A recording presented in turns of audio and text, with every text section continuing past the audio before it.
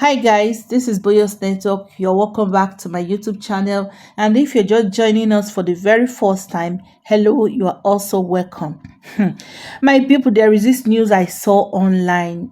The news was actually posted by Instablog and it said Abuja-based pastor reportedly abandoned his wife of 17 years, secretly marries his church women's leader in a hotel in Owerri, Imo State. So when I saw this story, I read through the story and I laughed. And I went down to the comment section also. I read through the comment section. The comments there are just the normal thing that we know people will always comment when it comes to the issue of pastors and all that. But before we talk about the comments, let's go through the story and know what the story is all about.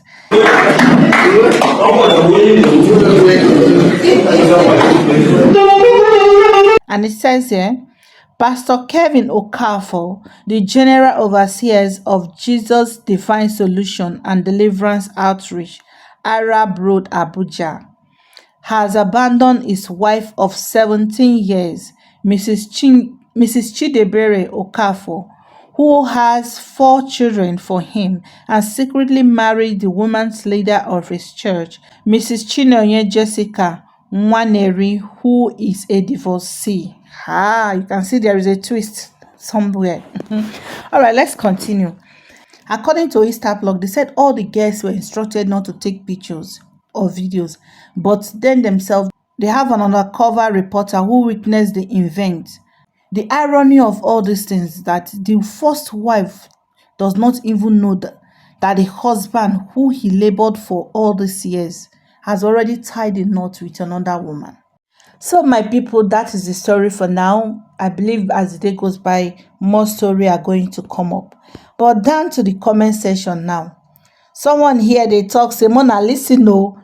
Only a single man or woman will understand the reason why most men and women take several decisions. So don't judge anyone for their action. Wait till you are on their shoes. That is the person's contribution. Yes, nobody is judging anyone. But for crying out loud, you called yourself a pastor. You are the face of your church. You are supposed to be like Christ. You are supposed to show example. If you know you are tired of your marriage because of one thing or the other, why not divorce your wife? And not say make e dey the marriage, make e dey kill himself. But you yourself will call yourself a pastor. First of all, before you go into any other marriage, you divorce your wife. Number one, na big offense as a pastor to get an affair with another woman. Number two, you secretly go marry am. Number three, you are still married legally to your present wife. It makes sense. After, you will come out, you will call yourself a pastor. Nowadays, we see so-called different men of God commit a lot of atrocities. Things wey be say we never hear. Pastors kill this one, pastor do that, pastor ritual this, pastor this, and we still dey call these people pastors.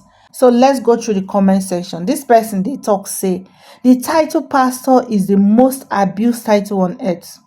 Just like every man or woman who has a child could be called a mother or a father. So it is not everyone who owns a building and has member can be referred to as a pastor. The title is earned in character and deed, and that is true. The title pastor is earned. You don't just come and say you be pastor. If you decide that you want to be a pastor, why not just respect that title? Even if you are not doing it for the sake that you are being called, maybe you dey do it because you need money, and which is rampant now. Most people are into pastor business because they needed money, they want to grow, they want to be famous and all that. Try do it with dignity. Okay, you guys, the short fact, you guys need to hear this. He said, this other person said, 85% of Abuja-based pastors are cult members. This one is strong, Sha. And he said that one of the trademark is to divorce their first wife and start sleeping with another one, which they would marry, or no. Some of them will end up getting married to them, actually. Then he said, this enabled them to meet the evil conditions of the herbalists in Okene, Nsukka, Njaba River, so that their fake miracle will not stop. This one is really strong. I didn't see that coming. Well, these are Nigerians reacting. Someone else is dropping this. He said, a pastor is a title, so they should free him. Because he's a pastor, so he should just die in abusive marriage in silence. So let me react to this. Nobody said he should die in abusive marriage.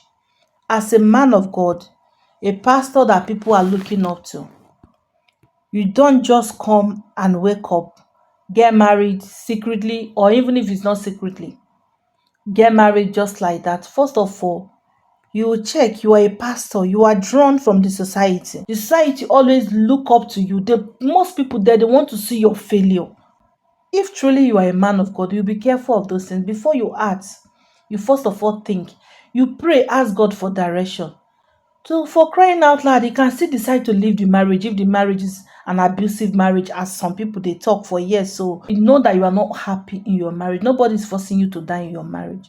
All you just to do is to separate for a while. You don't need to go begin marry. You and your 4 children, what do you want to tell your children tomorrow? What will you tell your congregation tomorrow? Even if you no abandon the wife, say he just carry go marry, or maybe he divorce the wife, go marry.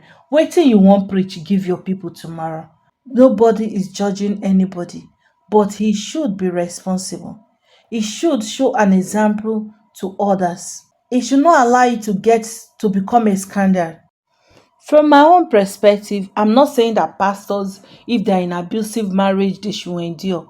But wetin I dey try talk be say, as a man of God, wey be say you call yourself a man of God, your primary objective is to win souls, lead people to Christ. So before you take any action, first of all, ask yourself, this action when I wan take, so what is the consequence? This my action now, e no go discourage somebody? All these things, all these questions should be asked in as much as you want your own happiness. And as a man of God, I still believe soul winning should be your primary objective.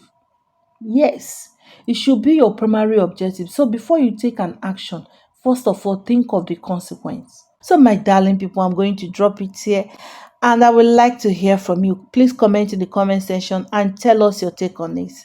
Thank you very much. Bye for now.